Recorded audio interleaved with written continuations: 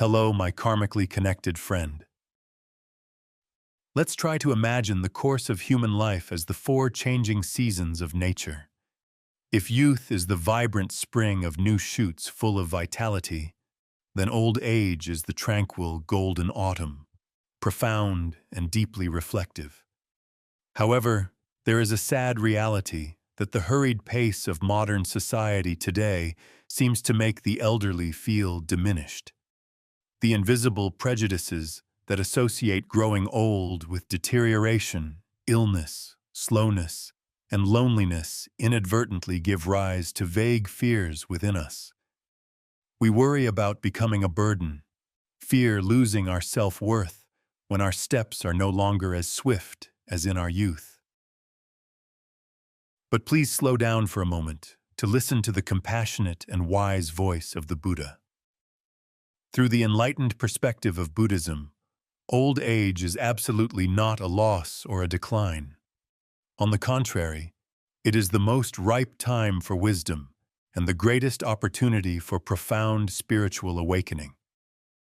This is not the time when the sun sets, but the moment when the light of experience and understanding shines most brightly within our inner self. It is the time when we are granted the right to let go of worldly burdens and turn inward to tend to the garden of the soul that has long been neglected. Old age is a precious gift of time for us to live more deeply, not an end. To help you find genuine peace and contentment in these valuable twilight years, today we will contemplate 6 extremely poignant lessons from Buddhist wisdom. These lessons will serve as a guiding compass to help you regain balance, heal daily anxieties, and live an old age that is truly meaningful, self-reliant, and fulfilled. Lesson 1. Letting go. Stepping onto this journey of mind transformation, the first and most crucial foundational lesson we need to contemplate deeply is the art of letting go. In conventional thinking, many still mistakenly believe that letting go is an expression of weakness, a failure, or the loss of what once belonged to them. But the truth is not like that, my friend. Under the light of Buddhist wisdom, daring to set down the heavy burdens on one's shoulders is truly the action of a person with great courage and extraordinary strength of character. Let's look back. Throughout the passionate years of youth, we devoted almost all our time to accumulating and nurturing things. We tirelessly gathered assets, strived to build relationships, and fostered countless huge expectations. However, upon entering the twilight phase of life, that travel backpack seems to have become overloaded and cumbersome. Try to imagine your mind now as a storage room that has been locked for many years. Inside that cramped room is piled up old, messy items covered in the dust of time. Those are endless regrets about the past, accumulated resentment toward those who once hurt us, or imposed expectations that our children must live according to our wishes. If the room of the mind remains constantly filled with those old, negative, and worn-out items, how can there be any space left for the cool breeze of peace and happiness to slip in? There is a profound truth we need to engrave in our hearts. Stubbornly holding on to pain means you are actively making yourself suffer twice. The first instance of suffering was when that undesirable event occurred in the past. And the second, and most persistent, life-draining pain is when you cling tightly to that memory and replay it in your mind every day. Letting go here does not mean you have to throw away all your assets or live in deprivation. The core is knowing how to untie your soul from toxic bonds. It is the courage to walk away from relationships that only bring negative energy, the insight to dismiss outdated attachments to fame and profit, and most importantly, ceasing to torment yourself over old mistakes. In this quiet moment, try to ask yourself honestly what you are carrying that makes your feet and heart so tired. Be brave and set it down by the side of the road, because only when your hands are willing to release the heavy worries can you open your heart to grasp the true serenity and freedom of old age. Lesson 2. Protect your peace. When the soul has become lighter through the practice of letting go of internal burdens, we will move on to the second, immensely practical and crucial lesson, which is the steadfastness in protecting your own peace. Perhaps, having gone through more than half of life with all its ups and downs and great changes, you will realize a very natural and subtle shift in consciousness. The self no longer has any interest in the noise or hustle and bustle of the outside world. The fierce arguments meant only to determine winners and losers, the empty social gatherings, or the public dramas now seem truly meaningless and exhausting to you. Instead, you begin to crave moments of stillness and cherish private quietude more than ever. This is the golden time for you to clearly recognize your supreme power, which is the right to actively choose who is allowed to enter your life for the remaining journey. Your life at this stage is as precious as a sacred and pristine temple, where you are the sole and most authoritative gatekeeper. Never feel guilty or troubled about having to decline a meeting that brings no joy, or bravely and quietly step away from people who only bring negativity, complaints, and drain your positive life energy. Delicately keep only those true soulmates, trikioi, beside you, those whose presence is gentle and warm, like cool, fresh water nourishing your soul, making you feel understood, appreciated, and absolutely serene. Please engrave this powerful message deeply into your heart as a guiding compass for all your decisions. If anything, or any relationship, forces you to trade your inner peace for it, then that price is truly too high and completely not worth paying. At this twilight age, the greatest and most precious asset is not the meaningless figures in a bank account or the superficial titles on the outside, but that asset is a sound sleep without dreams every night and a serene, tranquil inner self that remains undisturbed by all of life's changes. Lesson 3. Be present. Following the flow of inner peace that we painstakingly cultivated in the previous lesson, now is the time we need to learn how to savor the fruits of that labor through the third lesson, a core teaching of Buddhism: living fully in the present moment. If protecting one's peace is like building a strong fence, then living in the present is the way you plant flowers and enjoy tea in that garden of the soul. We often have an inherent habit of the mind, which is to constantly time travel. Especially as we age, people tend to look back at the past more often. We often spend hours reminiscing about our golden age, savoring beautiful memories, or sinking into regret about things left undone. However, please remember the teaching of the enlightened ones. The past is gone and can never be changed. Look at the past as a colossal library of memories. You can certainly visit that library to consult lessons learned and smile at beautiful recollections, but absolutely never set up residence there to live. Living in the past is locking yourself in an old house of dead things, causing you to forget the life that is blossoming right before your eyes. Conversely, the future is also just a product of imagination, often containing vague anxieties about illness or death. Only this present moment, right here and right now, is the sole reality you can grasp. To practice this mindful way of living, remember one simple yet powerful mantra: wherever the body is, the mind must be there too. When your feet are walking in the garden, let your mind feel the contact of your soles with the ground, instead of letting your thoughts drift to tomorrow's matters. When you lift a hot cup of tea, fully feel the warmth spreading through your fingers the gentle aroma wafting through your nostrils, and the sweet, slightly bitter taste saturating your tongue. Old age is the best time to reduce the mind's distractions and increase the capacity to savor simple things. A ray of early morning sun piercing through the leaves, the chirping of birds on the porch, or simply the gentle rise and fall of breath in your chest. All are miracles of life if you are truly present to receive them. Living profoundly in those small moments is the secret to turning every day of old age into a completely joyous day.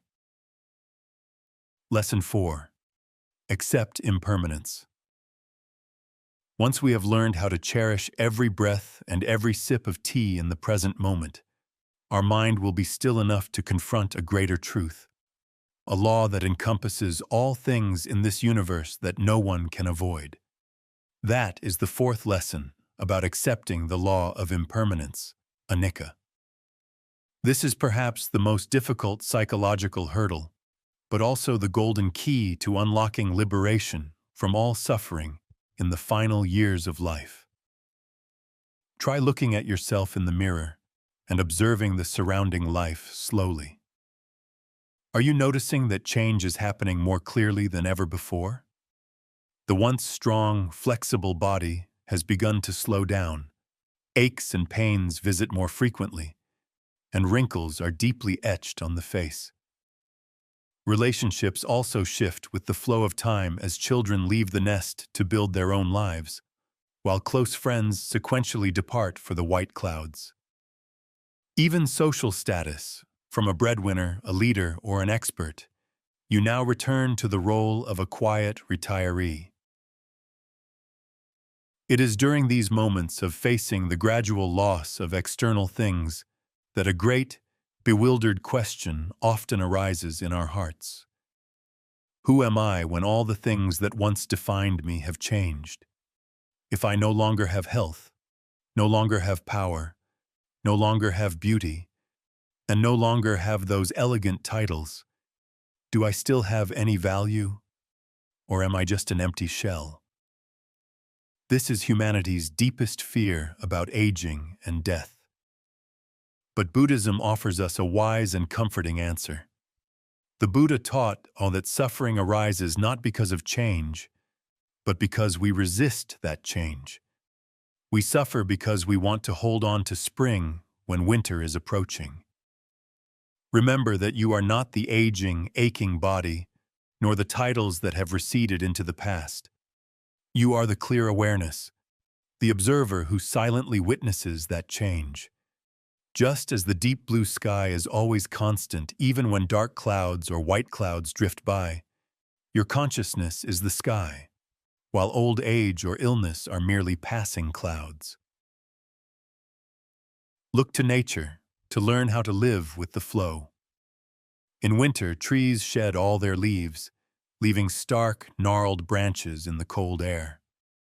People may look and see desolation, but nature understands that it is necessary rest. Winter is not death, but the time when the life force retreats deep into the roots to prepare for a new cycle. Your old age is that sacred winter. It carries its own beauty of stillness, profound depth, and character that other seasons cannot possess. Instead of struggling against the natural law, relax and practice being a compassionate observer. Observe the aches and pains as a strange guest who visits and will then leave.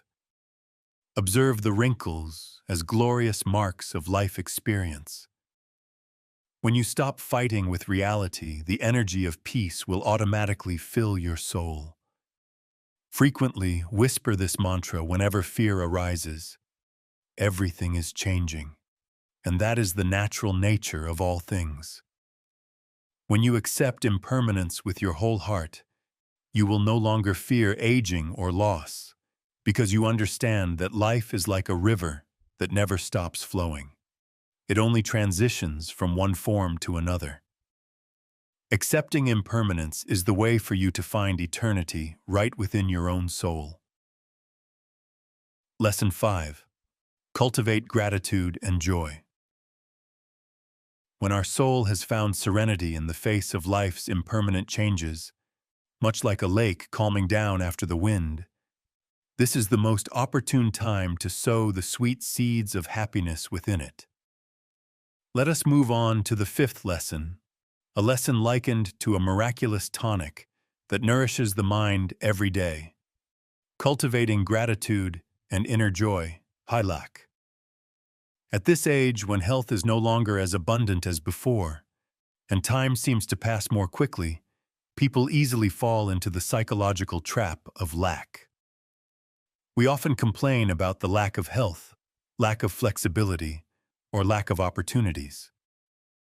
But, dear friend, according to the Buddha's teachings, true happiness has never resided in having more than what we currently possess. Happiness resides entirely in the 2 words, contentment, biet du. A contented person finds joy even lying on the ground, while a discontented person feels lack even in paradise. To cultivate this happiness, we need to start with a small change in mindset, yet one with great transformative power, as soon as you wake up tomorrow. Typically, upon opening our eyes and feeling the aches and pains in our joints, we often sigh wearily, thinking, "Here's another day I have to endure this aching back." That thought inadvertently turns the new day into a burden. Instead, try placing your hand on your heart and silently say thanks, because I have been gifted one more day to live, to breathe, and to look at the sky. Notice the difference between the words another and gifted one more. Just by changing one perspective, you will see that today is not a burden to carry, but a precious gift to enjoy. In Buddhist teachings, there is a very subtle and profound distinction between stimulation and inner joy, hilak, that you need to grasp to find peace. Stimulation refers to joys that come from outside, such as when you buy a new item, travel to a luxurious place, or eat a sumptuous feast. These joys are often intense but quickly fade, and their characteristic is the need for continuity. You must continuously add external conditions to maintain that feeling of pleasure, which inadvertently creates fatigue and dependence.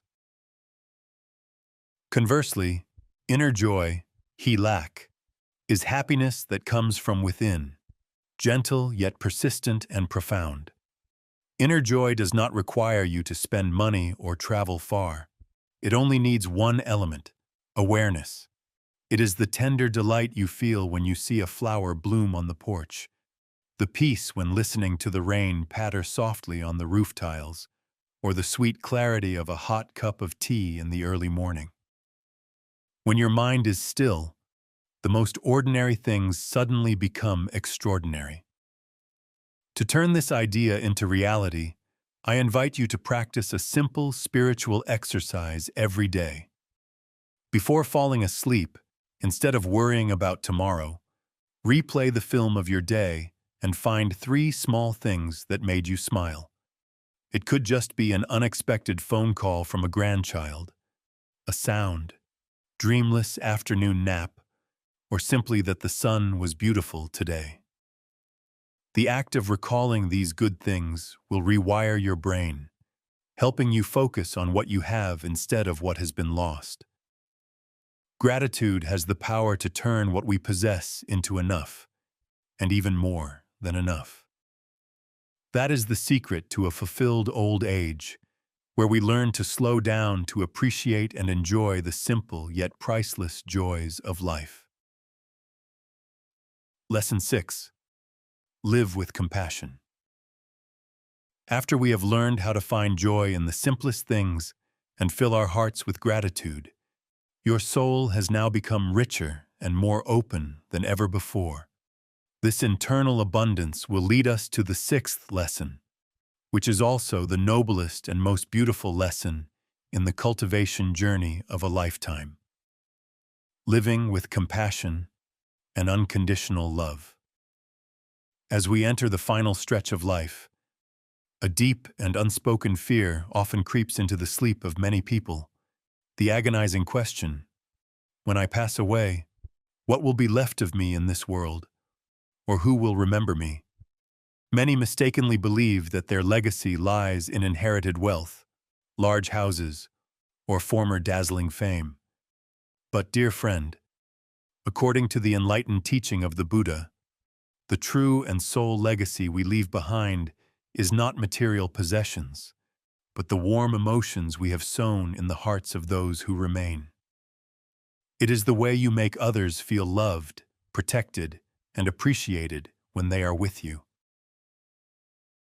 For that flame of compassion to warm others, it must first warm your own house. Compassion does not begin with going out to save the world. It begins with gentleness toward yourself. The elderly often become overly strict with themselves. We frequently self-reproach over missed opportunities in the past, or feel frustrated by the current slowness and weakness of the body.